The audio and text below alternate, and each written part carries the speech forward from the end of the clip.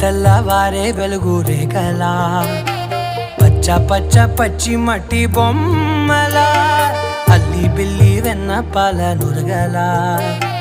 అచ్చ తెలుగు ఇంటి పూల కొమ్మలా దేవదేవుడే పంపగా ఇలా దేవతే మా ఇంట అడుగే పెట్టెనంట బ్రహ్మ కళ్ళలో కాంతులే